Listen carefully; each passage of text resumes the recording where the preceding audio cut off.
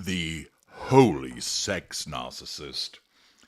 I know that sounds a little bit like something that Batman's accomplice Robin might say. Holy aerial cupcakes, Batman. Holy sex narcissist, Batman. But it isn't. It relates to a narcissist utilizing two very powerful methods of getting the prime aims: religion and sex. Hello, I'm H.G. Tudor, and I've regularly explained to you how many narcissists, especially those of the somatic and elite persuasion, utilize sex to allow them to pursue the prime aims of control, fuel, character traits, and residual benefits. And if you haven't done so already, I'd very much encourage you to go to the Knowledge Vault or Amazon and buy Sex, my book, where I tell you how the narcissist regards sex. It's an absolute eye-opener. Sex is a major weapon of seduction, but also is the use of religion. I've explained in separate videos about the holy narcissist, about the guru narcissist, how a narcissist will utilize religion, whether organized or informal, as a means to pursue the prime aims. After all, what more powerful weapon could one have than the utilization of an imaginary spiritual being that will either reward you or condemn you to a fiery, hellish eternity, dependent upon how you behave?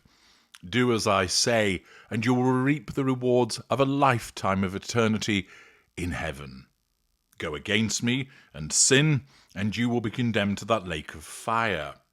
Or variations on a theme dependent upon what type of religion the relevant narcissist is utilizing. It's little wonder that religion is a hunting ground for many narcissists, because it provides a means of asserting control over a section of the populace by way of the congregation or devotees or attendants. It allows the drawing of fuel by way of people's responses, their worship, their adoration. It allows the acquisition of character traits from those devout worshippers and naturally the residual benefits, because as we have seen time and time again, that those that utilize religion in order to pursue the prime aims invariably cross that boundary by having sexual relations with other people, using religion as a means to get into bed with them, and thus reap that reward of the residual benefit of sex.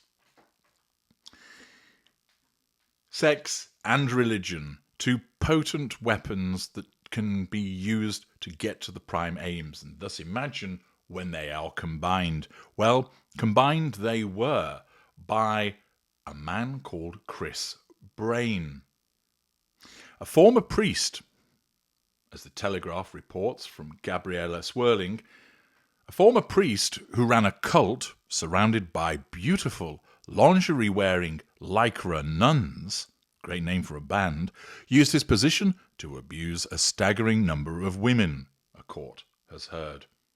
Chris Brain, aged 68, led a group in the 1980s and 1990s in Sheffield called the 9 O'Clock Service, in which he was viewed by his alleged victims as a god-like prophet, grandiosity, whom they worshipped, adoration, provision of fuel.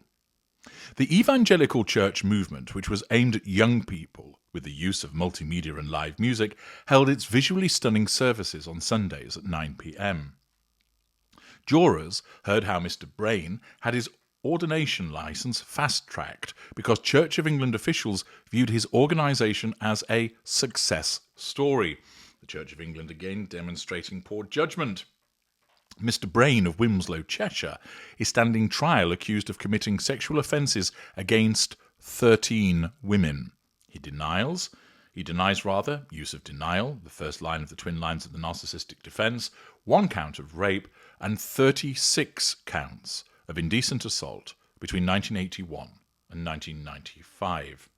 Now, it is important to point out that Mr. Brain is innocent until proven guilty. that he has not been convicted of anything, and these are allegations. Nevertheless, the presence of the allegations, if accurate, demonstrates a sense of entitlement, a lack of emotional empathy, a lack of boundary recognition, the personal exploitation of personal relationships. But even if we were to discount what he has been accused of, as you will hear, there's plenty more that supports that this individual is a narcissist.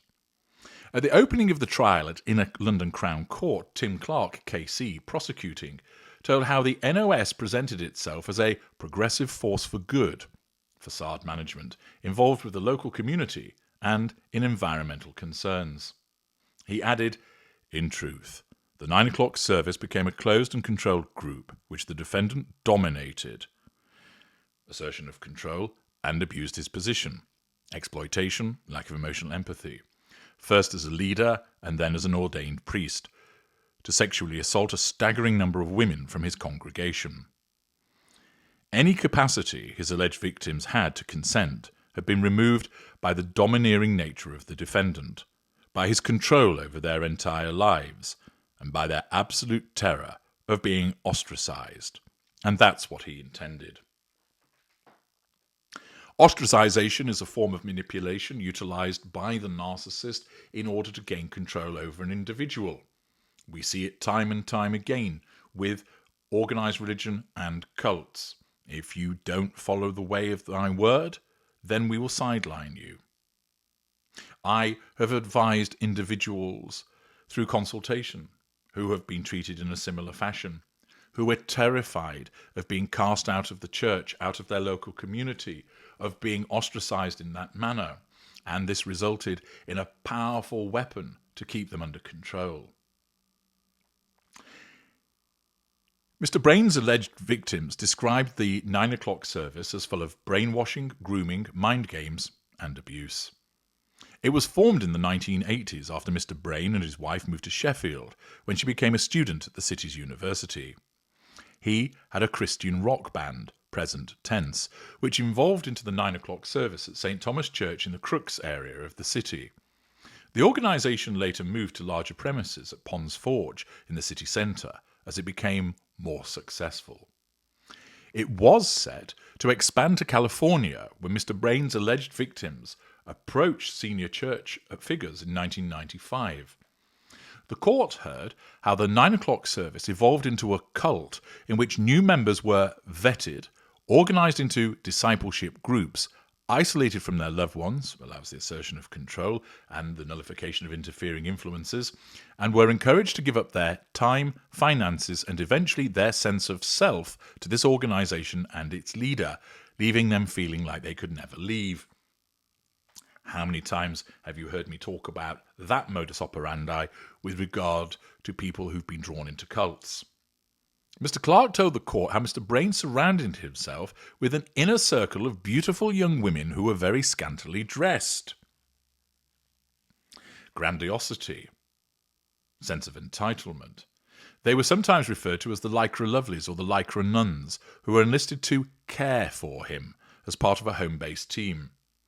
These attractive young women were noted to be wearing lingerie, belittlement, or otherwise revealing clothing, whilst apparently employed to look after the needs of Mr. Brain, who would allegedly demand massages, sense of entitlement, during which he would become aroused and assault the women, lack of boundary recognition, absence of emotional empathy. The prosecutor also said that Mr. Brain would suddenly appear in the lives of female members of NOS, often picking them up in his car whilst they were walking along. Stalking, hoovering, intrusion, lack of boundary recognition. One female congregant who believed she was brainwashed by the former priest alleged that he invited her to his home while his wife was away in 1983 or 1984, where he pinned her down and raped her. If this allegation is correct, commission of infidelity, lack of boundary recognition, commission of criminal offence, absence of emotional empathy, assertion of control through sexual violence. She recalls moving her head from side to side and saying, "No," Mr. Clark told jurors. She said his weight was too great for her to be able to move him off her. She felt that she froze. Jurors heard how another alleged victim told how she had to be available to put Mr. Brain to bed, grandiosity, during which he would undress and rub himself against her, lack of boundary recognition, as she massaged him, wearing only her underwear. She described him going into a robotic state doing this. Mr. Clark said she dreaded receiving his phone calls, hoovering. Mr. Clark said Mr. Brain claimed that, by women having sexual connection with him, they would have their sexuality released and that they would end the patriarchy. Delusion, magical thinking. The court also heard that Bishop Stephen Lowe, a former Archdeacon of Sheffield, when the 9 o'clock service was being established, raised issues with the then Bishop of Sheffield after he was told in 1995 that women had been put onto a rota to help the former priest get to bed. There was a confrontation with Mr. Brain in which he was told it was believed he had abused up to 40 women, the court heard. Mr. Clark said Mr. Brain replied, "I thought it was more." Grandiosity, lack of remorse. The court also heard that Mr. Brain's ordination in December 1991 appears to have been fast-tracked despite the concerns of his personal tutor, and that there is clear evidence that others in the 9 o'clock service helped him to get through the academic elements involved in being ordained. Mr. Clark told the court that it is clear that the Church of England initially viewed the 9 o'clock service as a success story, and that his ordination, signs of grandiose self-regard, were already present. Large sums of money were spent, residual benefit, finding the robes worn by Robert De Niro in the movie The Mission for Mr. Brain to wear at the ceremony. Character trait acquisition, grandiosity. The prosecutor said, "Evidence will show the 9 o'clock service became a cult where members were encouraged to ostracize themselves from their families and friends, and ultimately became dependent on the movement, terrified of being excluded, and desperate for the attention and praise of its leader." This is demonstrative of the addiction that certain victims will have to the narcissist, whereby the narcissist removes their support networks, meaning that the victim has no choice but to cling ever tighter to the narcissist, allowing them ease of the assertion of control. One alleged victim said of Mr. Brain that he would manipulate her, pull her into his orbit, and then push her away. She soon saw that this was how he dealt with everyone, keeping people spinning, playing people against each other. Triangulation. The court heard how, for many alleged victims, the 9 o'clock service became their entire life, monopolization of time, and that those who were deemed to be insufficiently faithful and cooperative were ostracized from the organization, punishment. Some members contributed large sums of money to the organization, residual benefit, or gave up their inheritance on their home or their homes, residual benefit, including one who provided 10% of her benefits income to the 9 o'clock service as a tithe, while others acted as if they were in love with Mr. Brain, with alleged victims telling how they were encouraged to distance themselves from their loved ones because the Church of God was their family now. Control, isolation, triangulation. Jurors heard how in 1995 a BBC documentary was made about the 9 o'clock service, and that the reasons for its collapse was because Mr. Brain had allegedly behaved in a sexually inappropriate way with a number of women. In the programme, Mr. Brain admitted being involved in improper sexual conduct with a number of women, and he told of a meeting with the then Archbishop of Canterbury-elect, Dr. George Carey, who said he would be happy to see a 9 o'clock service in every town and city in the country. The trial is ongoing, but it's clear from the evidence presented and the admissions of the defendant that he utilised religion to control people, to draw fuel from them, to acquire character traits, and that he also utilised it to gain the residual benefits of money and sex.